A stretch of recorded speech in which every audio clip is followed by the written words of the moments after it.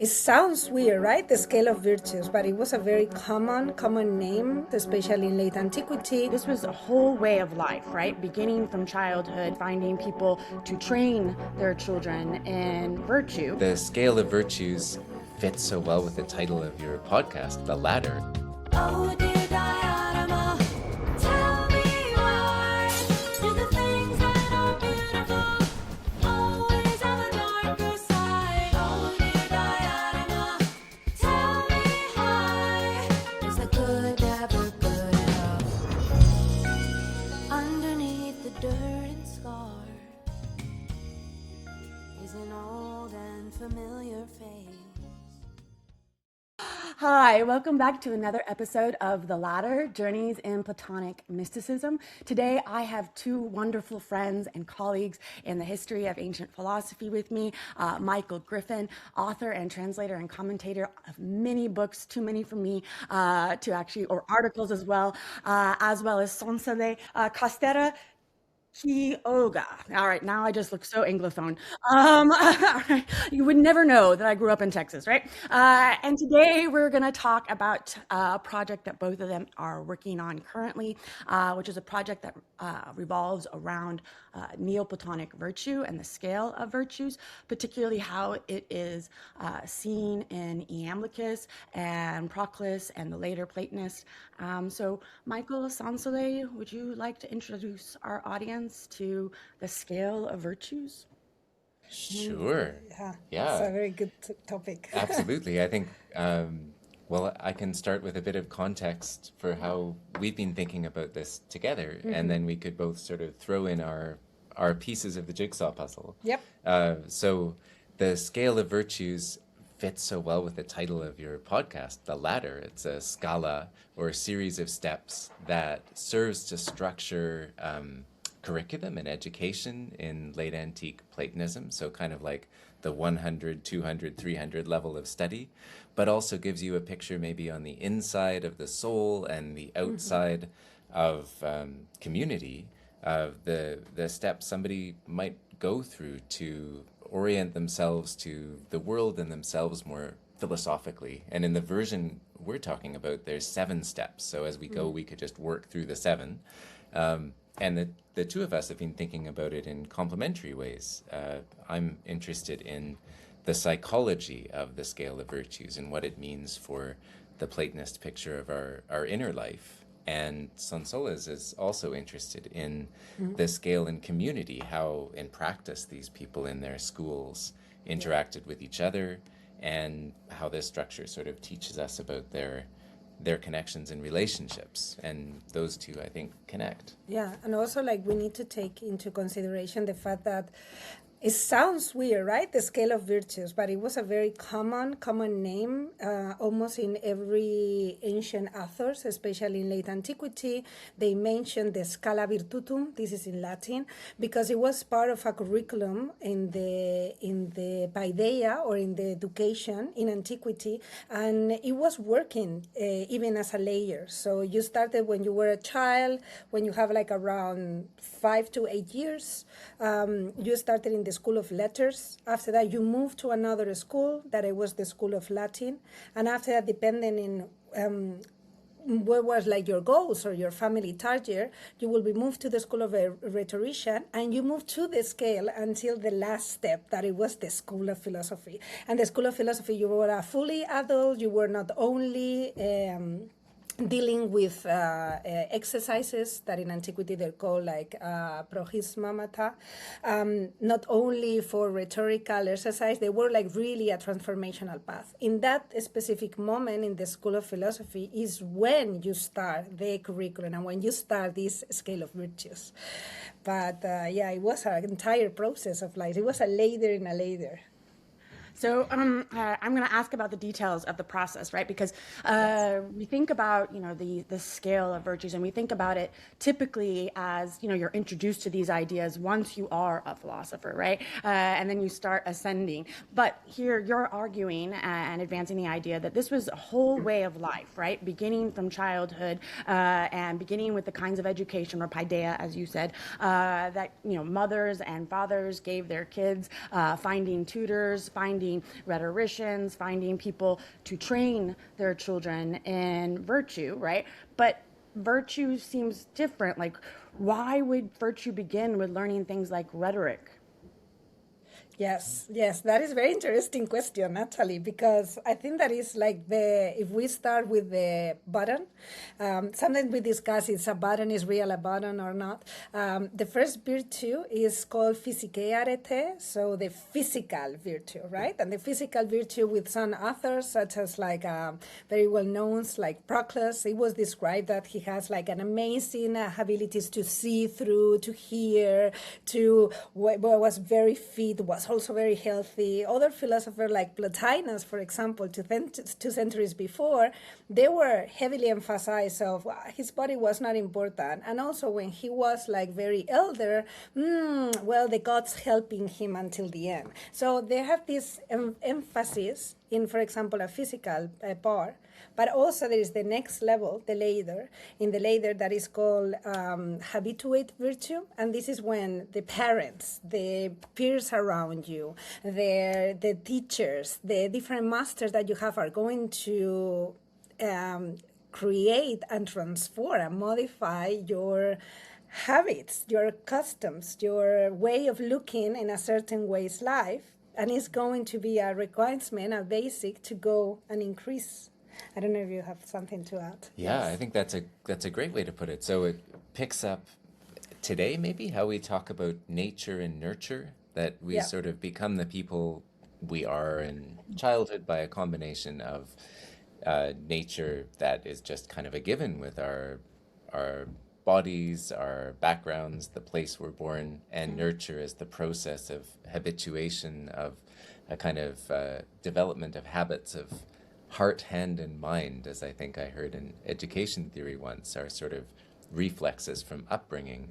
And the two together give us those first two steps on the ladder, which aren't yet philosophically and intentionally cultivated, but we're kind of picking up as we're going through life early on and are kind of given to us in our physis. And maybe it's helpful to think about the Greek words for these first two, which Sonsoles mentioned, that the physical, or physike, arete, is not just physical, I guess, in our sense. This is kind of number one on our ladder in the sense of some kind of concrete matter. But physis is nature, is like I like to think of it onomatopoeically, like the sound that the flower makes when it bursts out of the soil at springtime is fuo, it bursts forth with life. And that's kind of where our embodied and our natural virtue comes from. And then ethos, the second, is literally about habituation, habit forming. So yeah, nature and nurture is kind of where we're starting out. And as Sonsoles stressed, these are not just features that are cultivated and amplified in an intentional way, but might come from our parents, from our friend circles, and from these pre-philosophical kinds of schooling, like the school of letters, rhetoric, especially stories. An idea that goes back to Plato, I guess. And also, like, you make a great metaphor that is like physique is like the substratum. So if you want to have like a flower and you want it to grow up, or like a vineyard, for example, and you want to grow very good wine grapes, you need to have a better, good substratum, the best of the best. But also you need to put it in a specific place. And this needs to have a certain amount of hour of sun. And it needs to be poor, and it not over pouring, but enough. And this is how it is physique and habituate virtue. Without that, we have nothing. So, of course, So it is the first time I encountered the physical virtue was actually in Proclus's commentary on the Alcibiades one, right? Where Alcibiades, of course, is blessed with the physical virtue of beauty and has, it's meant, according to the Pythagoreans, according to Proclus, that he had so much potential because all of that beauty meant that, he could one day be a great leader or a great philosopher or great something. And then that always brings me back to the Republic and Socrates' kind of insinuation that somebody like Alcibiades would be corrupted because they would have all this potential, but wouldn't turn to the right teachers. They would turn to the hoi polloi or the crowd who would just flatter them because they have these physical virtues, and so wouldn't be trained or habituated to be disciplined and to ask the right kinds of questions or to go after the more than, because it's in the same commentary that Proclus says that those who have certain reasoning principles within themselves will, if they're not trained correctly, go after images, right? So that, Alcibiades naturally had a Zeus-like leader god, so to speak, and that's why he goes after ambition, because he mistakes, right, his own, that fervor that he has, because he knows there's something more in him for wanting to be a tyrant. Now that's just my long preface, right, to go to Aristotle for these first two virtues, because for me all I can hear is the Neoplatonists saying, yes, harmonize Plato and Aristotle, but Aristotle's theories about virtue, they're just the beginning, guys. Yes, you need to have some good fortune, you need to be graced with physical things, and then of course, habit is all important, right? That how we train our desires means that when we're older and we get to that stage of reflection, we don't want the things that desire would want without any training, or desire would want without its connection to its friend reasoning principle, right? And so, what do you think about that kind of combination of Aristotle and Plato in this scale of virtues? I think that's great. Yeah. I'm also a fan of harmonization, Danny. I agree. Yes. So I would say, well, first of all, it's a very Neoplatonic harmonization. As you point out, it's in Proclus and in Damascius's Phaedo commentary, one of the classic places to get the list of the scale. He makes this point as well, that you can read about habituative virtue in Aristotle's Nicomachean Ethics too, and you can find out about natural virtue in Plato, and that even if they're not explicitly theorized, they're there in both. And I think maybe it's helpful as we're thinking about these first two to also make the distinction of when that they could both go right or wrong. So they could be double-edged swords in that. When we talk about them as virtue, physis, nature becoming virtue or arete, then it's going right. And if you think of the classic list of virtues, cardinal virtues like wisdom and justice and courage and moderation, at this level they're coming by nature, which is great. But physis, nature, could also, as in the case of Alcibiades, you're pointing out his natural talents, capacities can become a potential for harm as well. So physis alone might become arete, or be conducive to arete, or could go a different way. And so too with upbringing and habit. I think ethos could become ethike arete if the habits are directed in a good and wholesome way, or could go in a different direction. And I think that's one of the points that some of our philosophers like Olympiodorus makes too, that you could have seemingly virtuous qualities, like being really good at something, being really good at math, could take you to, you could do something good or bad with that. And that's one of the reasons that wisdom is so important. How are you going to use it in the end? Yeah, and also these Neoplatonics, they were super realistic. Like they knew exactly that maybe not all of the peers are going to go to the right path. For example, in the book of the Vita Isidori, the Damascius was like showing us like, hey, I have a lot of friends. They are very good. And in Potentia, they can go up. But, there are two brothers. One is very good one. He's going to read higher part of the layer, but the other is so jealous and is not going to reach. And these kind of things, he start to talk about people that they know, and among in a book that in a treatise that they are going to read all of them. And of course, they know that not everyone is going to read that high level. But if you have the basic, is good. That doesn't mean that you are going to use it for a good thing, right? Otherwise, we won't have tyrants, for example. Exactly. No, I love all the hagiographies, right? Where you get all these like little details, right? And for them, it looks like gossip sometimes, right? But really, it's kind of like this fun showing of like, this is what's going on, but you want to reach this level, right? So here, let me give you a little bit of gossip that will help you see their character, right? Because again, the Aristotelian aspect of the importance of forming a character, that's much like, as Plotinus would say, carving a statue, right? It's a difficult and grueling process, or cleaning your mirror. So I know that the next step is, I believe, constitutional, and I think I know what that is, but I'd love to hear you guys explain it. I'm going to leave to the expert of Purificatory. Oh, no. Because it's Olympiodorus. But here we can. This is also harmonization, so we can all have a nice deep breath and harmonize our souls, and our relations with each other. So I guess that's maybe pulling back for a minute. It seems to me like it's helpful to think of this list of 7 that our listeners and us are slowly stepping through in 3 blocks. Like the first 2 we just talked about are the pre-philosophical ones, in the sense that you don't have to do intentional work on yourself to get nature and nurture that's kind of baked in, although you can use the nurture, the habits of heart, hand, and mind, so to speak, your thinking habits, your feeling, emotional habits, and your desiring and aversive habits.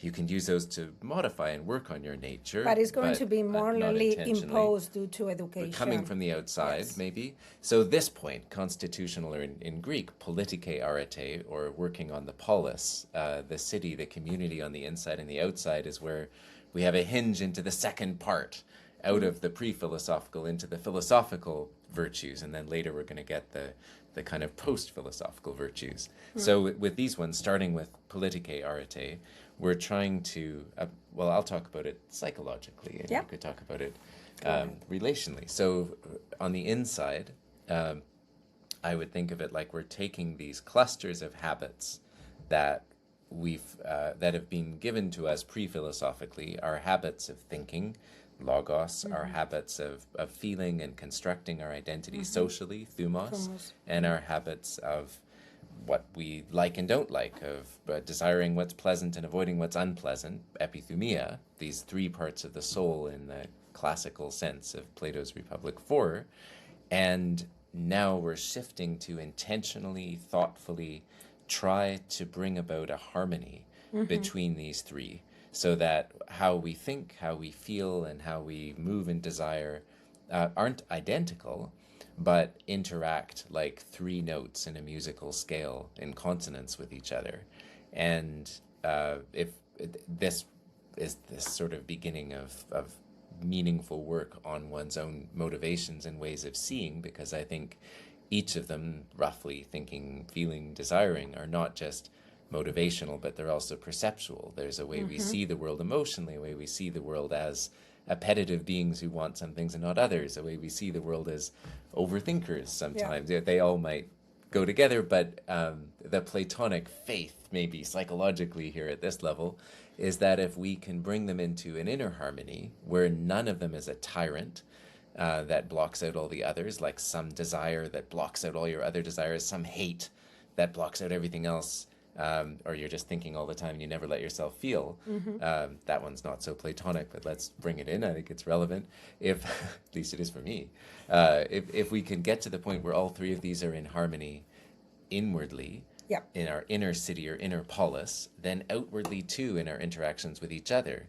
Since we're not tyrannical on the inside, we're hopefully going to be more moderate and harmonious on the outside. So if you think again of the virtues, wisdom and justice and courage and temperance as examples on this level, now they should be more robust and interactive. So that's the overview now. The one thing that I think that is also relevant to note is that there is no denial. There is no denial between the logos, the thumos, and the epithumia. Why it is important to have an harmonization at this level, and I think that is essential to understand that why is politike arete, is the fact that we need to have moderation. And in order to know ourselves, we need to discover these 3 parts. But also we discover this part confronting our own logos, our own epithumia, and our own thumos with others in community. And that is the part of that is philosophical. Not so, it's not only an exercise of your inner police, it's also on your inner police trying to understand in a community or in a polis. In this moment, we need to also imagine that they were reading the Republic Plato, and they will have a master. Try to imagine, for example, Proclus, the commentary in the Republic, and they were discussing between them. And one will emphasize more in one topic and another in other. And by comparing themselves, they will learn also who they are. So this step is super essential to understand also that it's a kind of phronesis, a kind of moderation of what you have been learned, and to apply not only in your inner polis but also in the polis. And let's be honest, if individuals are good constituted, I think that polis work good, right? If are people around you, for example, that they think always good, that they don't overthinking, that they have good thoughts, that they are supporting you, you really want to be part of that community. Right. So they were what they were doing. No, this is one of my favorite aspects, because I remember when I first encountered the scale of virtues, I remember being like, oh, constitutional, that's boring. It's going to make me read the Gorgias. I don't want to do that right now. Like all the dialogues. But when you recognize, right, that the Republic is not a political text in the sense of Plato wanted to create an actual utopian city that actually resembled the one advanced in the Republic, but rather that it's an analogy for the soul, and it's asking repeatedly for you to remember that this is a city in speech that helps habituate ourselves to remember how to have a kind of order, right, of the epithumos, the thumos, and then our logisticon, or our reasoning principle. And as I always like to emphasize, a reasoning principle that regards the male and female as equal. And I would, as you guys know, argue that that means the kinds of reason, the one that is intuitive versus the one that is merely logical, having both of those as part of what leads the soul. And again, to emphasize it for people who haven't read the Republic, that this creates a harmony, right, where they're all friends, that nobody's a servant to the other. Your desire is not a servant. Your heart is not a servant. No, your heart is ready to fight and die for the community you create, right? Fight and die for the community of your soul and your body, but also the friends who foster this through the virtues, like practicing dialectic and practicing empathy and practicing desire that is more than just the city of pigs, more than just having your base needs satisfied. No, we want to create communities that go beyond, and we know that that might lead to feverish cities, so let's work on those skills that bring it back, because we are a community that know that there's more than just satisfying our needs, but also know that we can go off the rails in some such way if we don't, practice this purificatory aspect of virtue. So, yeah, I guess you guys might know where I'm going next. So would you let us, viewers know what the next virtue is? Yeah. Number 4. Yeah. Yes, I love when we have a structure. I guess they love this too. The ladder. You get a nice. Where are you? Right. So okay, we go to number 4. Yes. And the Number psychological 4. story, I guess, here is that this is the purificatory, as Danny said, or in Greek kathartike, from catharsis. So the last one, constitutional, translates the polis, Yes. inside and out. Now we're talking about catharsis, or cleansing, clarifying, purifying. So catharsis of what? What's going on? I think we had the tripartite, the 3-part psychology of bringing harmony, like the 3 notes of the musical scale, to thinking and feeling and desire, roughly speaking.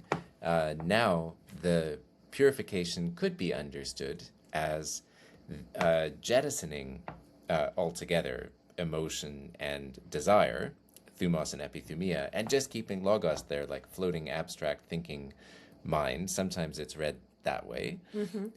And that may have some grounding in the Phaedo, which is the central dialogue for this stage, which of course in context is where Socrates is facing death and the separation of the soul from the body, and saying what would it mean to try to get yourself to the point where you're the pressures of your desires and fears and aversions and social sense of identity and self were not obstacles to your soul and your logos being able to just contemplate reality and the patterns of truth as they are.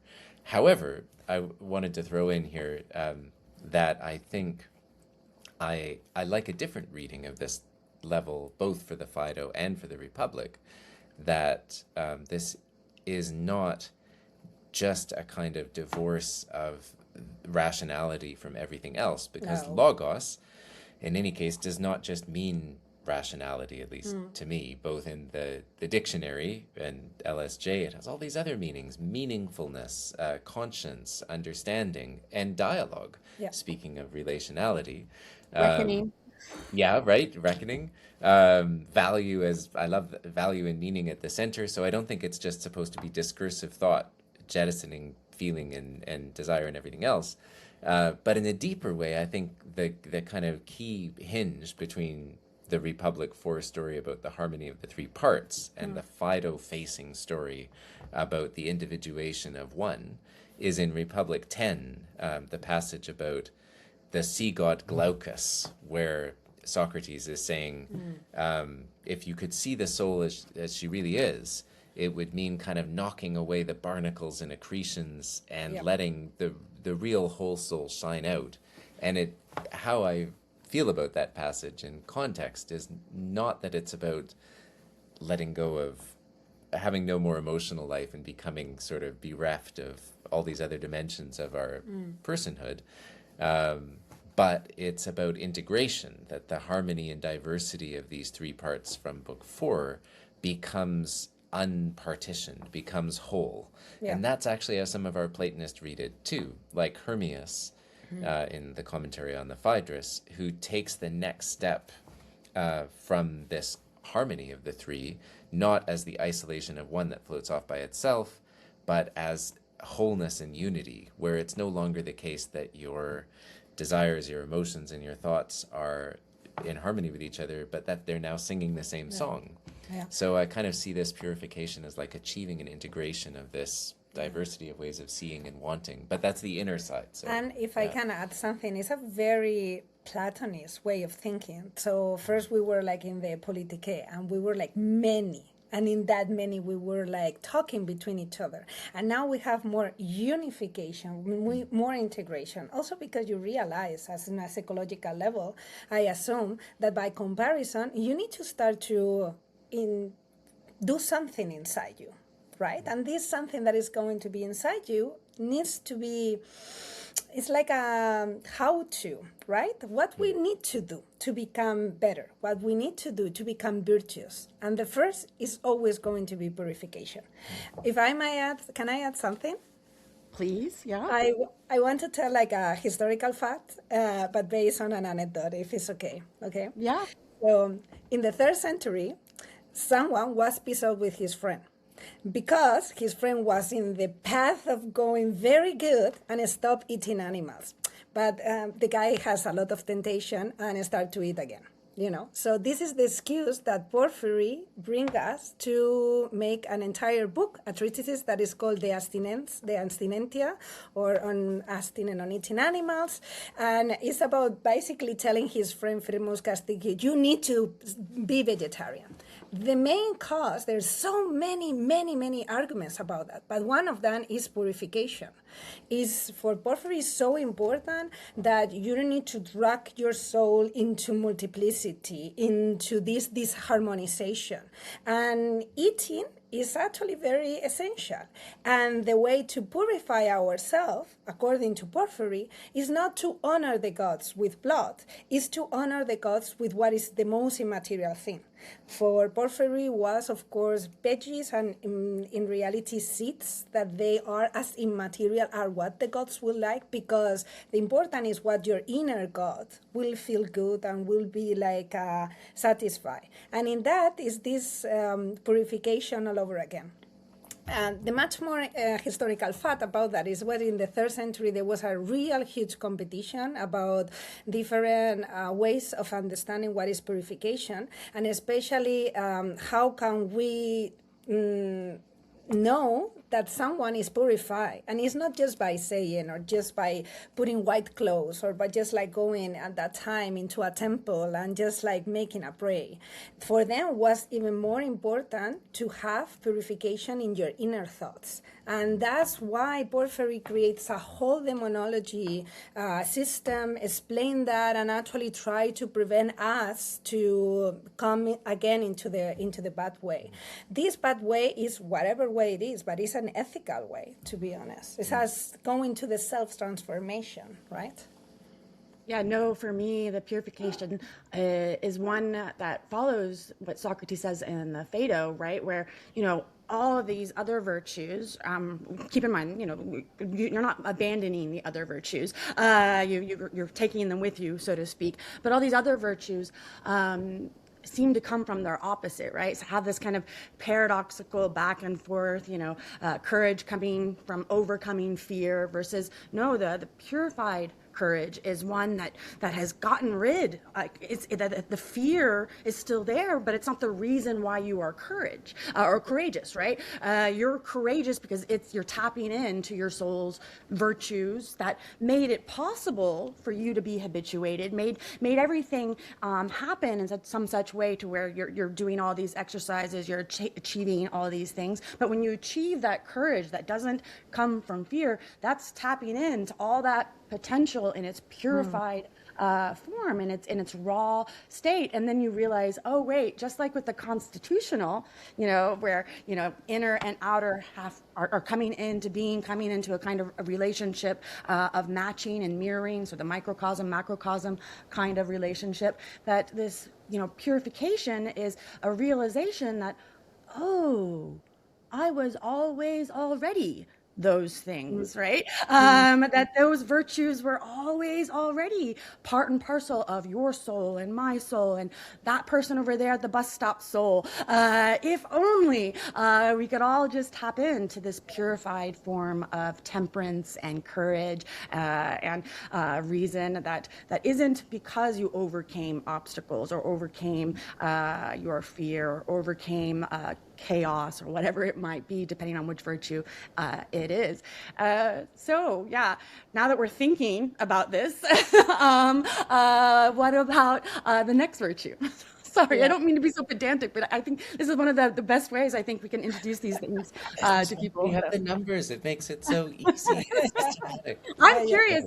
Can I anticipate what number 7 is, because that is the addition. But I'm gonna wait. I'm gonna wait. Maybe that's a whole episode. So hold on. You tell me. What's the next one? Cliffhanger. Okay. So number 5. We're almost getting to 7. We have to have an octave. It's like a musical scale. Yeah. So we're still in the second part of the 3 bits, if you like to think of it that way. We're still in philosophy, but we're kind of maxing out philosophy with number 5 overall. This is theoretike, theoria, which sounds like theory in English, and of course that's where the word theory comes from, but more literally, theorein is to witness, to observe, and the roots of the word in more classical Greek. I mean, this is what it's like. Theoria is what it's like at the Olympic Games, to watch the racers in the sprint and you're really into it, or to see a play in theoria, you're really invested and immersed in the experience. So I think it's anything but abstract theory. Theoria is to really see.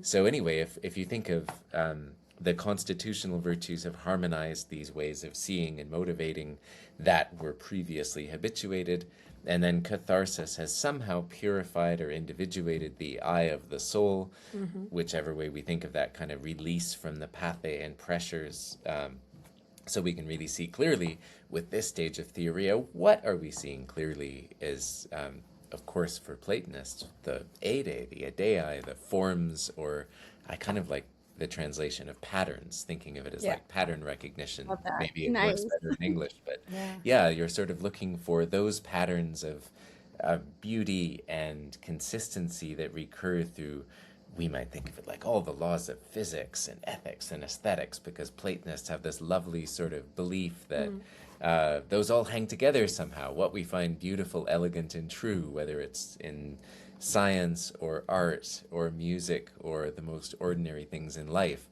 those are patterns we can recognize as as ideals. So anyway, that's what we're coming to see, I think. And I think that in this state, like traditionally, has been translated as contemplation, right?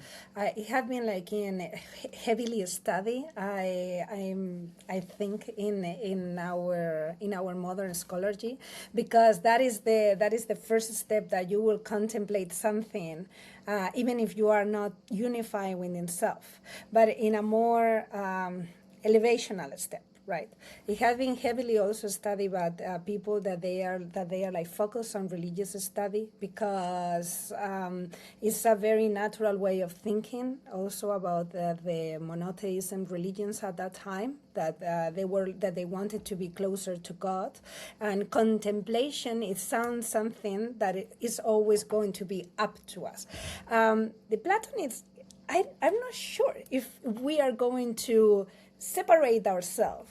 It's more about contemplate. I like that idea of recognizing the pattern is already there. As you were saying, Danny, before, it's not understanding nothing new. It's just eliminated maybe a filter that your minds put before you, but it had always been there. Is that you really understand now, and you see it with a different glance. Also, there's a very, and I really like it in that step, there's this idea that Plotinus put it so emphasized about seeing, and seeing with your inner eye, and touching, but touching and hearing. We're still in a very, in a lot of like vocabulary that resembles for us material, but where we are touching and we are seeing is something that has been already there, but just we're seeing with another eye. So yes, I really like this theoria. No, for me, I also think it's because it's so sad that when people look at these scales of virtue and they get to the contemplation, they're like, oh, it's just sitting around meditating, or it's just coming up with theories that are abstract. And it's like, no, it's the demiurge looking to the intelligible living creature and getting that raw idea to put into the receptacle. And it is all the contemplation of the causes that map onto the virtues. It's seeing how the things connect. It's seeing how, Iamblichus and Proclus read deeply, so much so that their entire bodies and ways of life end up inspiring others to create whole new worlds just like they did, right? So I think for me, I always think of the contemplative or the theoretica as actually that moment of putting those pieces together that cause you to enter into the theurgic, right? Which I think maybe you're separating into two now, but I think we're going to have to make that a next podcast, a follow-up to what this leap from contemplation is. I like to think of it as that leap into inspiration, because once you put those pieces together, once you see those patterns and ideas saturating your entire way of life and everything you do, once they become guiding principles, daemons or gods or something along those lines, then they've transformed and they're kind of pulling you into this next level that's going to lead to something altogether creative, demiurgic, more than demiurgic even.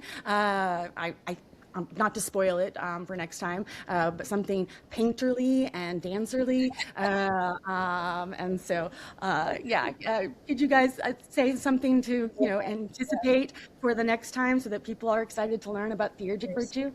One of the things that I think that I could make a little emphasize is that the contemplative virtue is, or the theoretike, is like looking at the edge. Because we are passing from what it is purely philosophical virtues, that mean that we are using exegesis, they are reading Plato, they are reading Aristotle. I assume that in that step they are reading Timaeus, because you are looking at the pattern of the cosmos and the demiurge, as you were mentioning. And the next step, we stop using books. It's true that they were using books that they were reading, but it was very much about practicing in a ritualistic point of view. So in that point, every virtue is like a glance in accumulation of the previous arete, a cultivation in that stage, and an edge towards the next one. Yes. And what we are looking at the next one is something that really is so interesting, because our beloved authors, sometimes they speak and they explain quite, I would say even like a how to do this in a very steppy and a very procedural way, and others they just say you need to keep silence of what we are saying.